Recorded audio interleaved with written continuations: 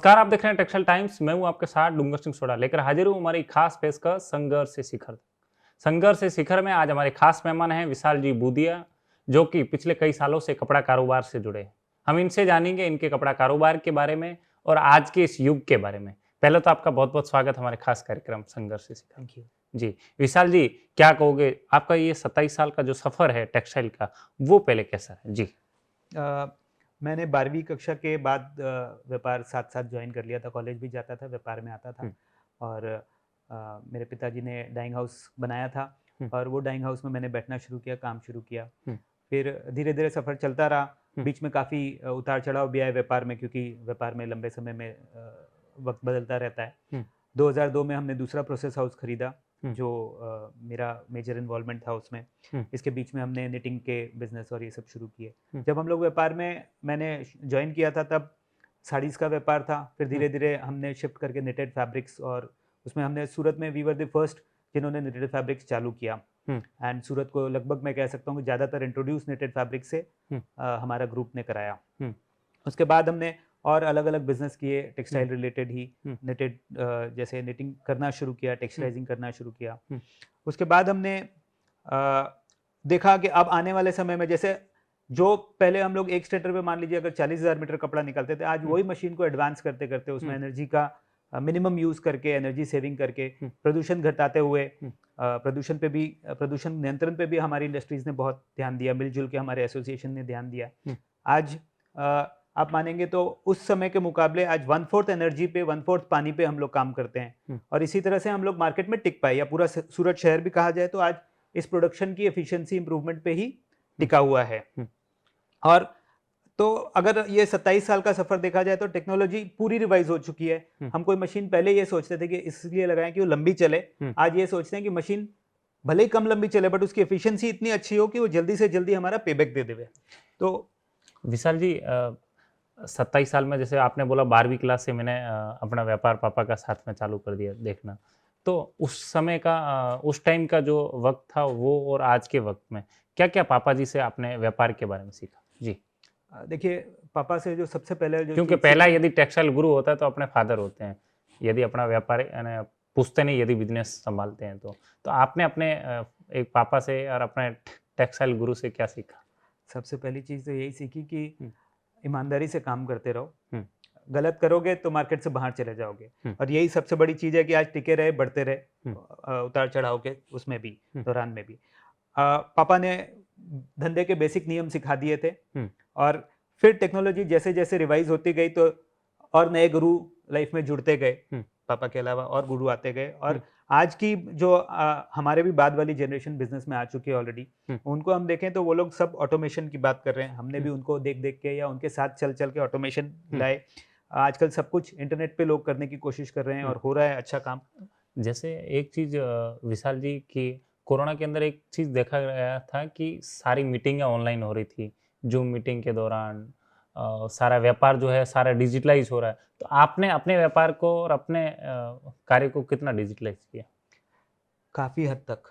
हमारे आज 90% payment online आने लग गए। हमारे कलेक्शन वाले मार्केट नहीं जाते तो भी काम होता है। बिल्स भी ज़्यादातर लोग एक्सचेंज करने लग गए, हिसाब किताब ऑनलाइन एक्सचेंज करने लगे। हमने गेट पे अभी तो रिसेंटली एक कागज़ लगा दिया कि आपको जो भी क्वेरीज हो सिर्फ मेल और व्हाट्सएप से करें, कृपया फैक्ट्री पर ना आए, ताकि उनको भी हमारी वजह से नुकसान ना हो और हमारे स्टाफ को भी उनकी वजह से नुकसान ना हो। डिजिटल, ये कोरोना ने नहीं तो कुछ हमें बहुत अच्छा सिखा दिया कि हम बहुत कुछ चीज़ें बैठ के कर सकते हैं, जिसके लिए हमें भागना नहीं चाहिए। और जो पिताजी ने एक बात पक्की सिखाई थी कि जो काम कुर्सी पे बैठ के कर सकते हो आप दौड़ दौड़ के नहीं कर सकते। आपका जितना फोकस व्यापार में अपनी कुर्सी पे रहेगा वो कहीं नहीं रहेगा। तो ये सबके लिए अच्छा हुआ है, मुझे लगता है सुधार इसमें। तो क्या लगता है कि अब जो व्यापार है ना, ऑनलाइन के साथ साथ में सारा व्यापार पहले जैसे व्यवहार नहीं रहा, पहले जैसे कामकाज थे वैसे नहीं रहे। आज धीरे धीरे पूरा सिस्टम है ना, पूरा चेंज हो गया।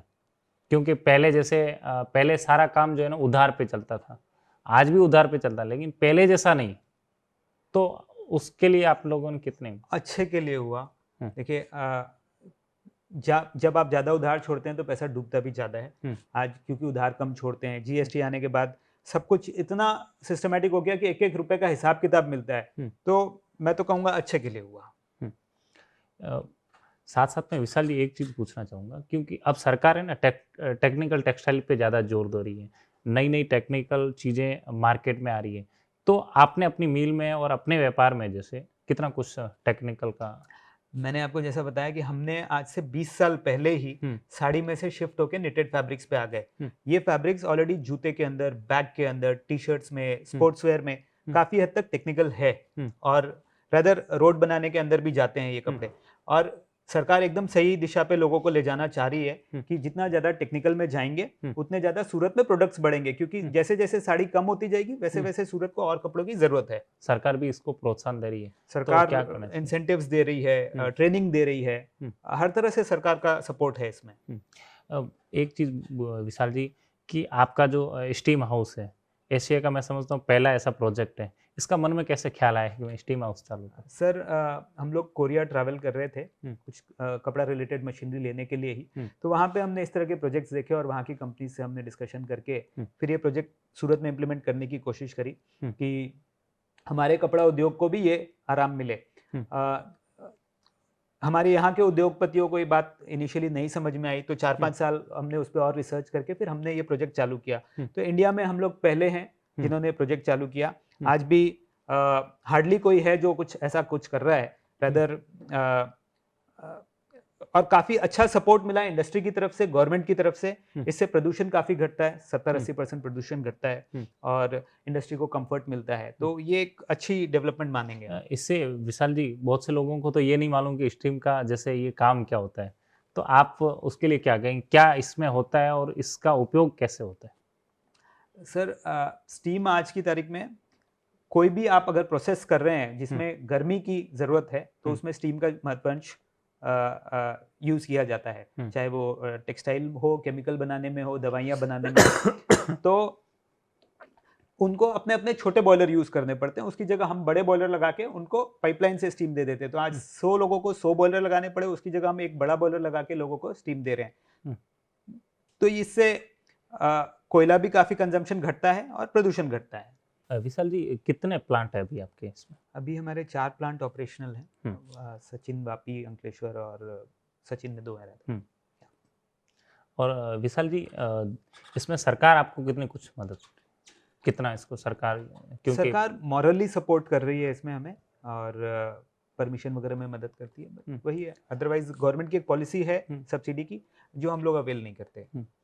यदि ये जैसे अभी आपके 4-5 जगह है, यदि ये इंडस्ट्रीज़ में और भी जगह लगे तो कितना कुछ इंडिया के अंदर प्रोड्यूसिंग। ये एक मेरे हिसाब से तो रिवॉल्यूशन है हुँ, यूटिलिटीज़ में। हुँ, इंडिया में अभी तक खाली पानी, बिजली, हुँ, कॉमन एफ्लुएंट ट्रीटमेंट प्लांट इनको एक यूटिलिटी मानते थे। ये हुँ, एक रिवॉल्यूशन है, हुँ, पूरा चेंजेस आ जाएगा। हुँ, एनवायरनमेंट के बहुत सारे इश्यूज़ रिज़ॉल्व होते हैं हुँ, और छोटी इंडस्ट्री जो बॉयलर नहीं लगा पाती है, हुँ, उनके लिए कैपेक्स में सपोर्ट मिल जाता है, उनको हुँ, उतना कैपेक्स कम इन्वॉल्व करना पड़ता है। हुँ। तो ये आने वाला एक रिवॉल्यूशन है पक्का। कितना कुछ चार्जेस दूसरे इसके क्या रहते हैं?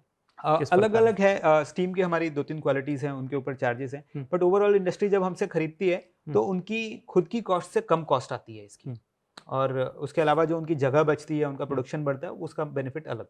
हुँ। क्या संदेश देना चाहोगे हमारे खास चैनल के, टेक्सटाइल चैनल के माध्यम से टेक्सटाइल उद्योग से जुड़े तमाम उद्योगपतियों को? कपड़ा उद्योग में बहुत स्कोप है हुँ, और बहुत सारे रिवॉल्यूशन की ज़रूरत है। हुँ, आज की जनरेशन लगी हुई भी है। हुँ, कोई कुछ भी पुराना अब नहीं करना चाहता, सब कुछ नया करना चाहते हैं हुँ। और नया ही इंडिया को और इंडिया के कपड़ा उद्योग को आगे लेके जाएगा। चलो, बहुत-बहुत धन्यवाद। तो ये थे विशाल जी बूदिया, जिन्होंने साफ तौर पे नए युग की बात करी। आने वाला जो युग है टेक्निकल टेक्सटाइल की बात की, और इनका जो इंडिया का पहला स्टीम हाउस प्रोजेक्ट है, वो वाक़ई बहुत ही आगे लेके जाएँगे और बहुत ही काम आएगा, क्योंकि जो आज नई जो फैक्ट्रियाँ लगा रहे हैं, नई यूनिट पे लोग काम कर रहे हैं, उसके लिए ये इनका जो स्टीम प्रोजेक्ट है वो वाक़ई सही है। तो आज की इस खास रिपोर्ट में इतना ही। आप देखते रहिए टेक्सटाइल टाइम्स। नमस्कार।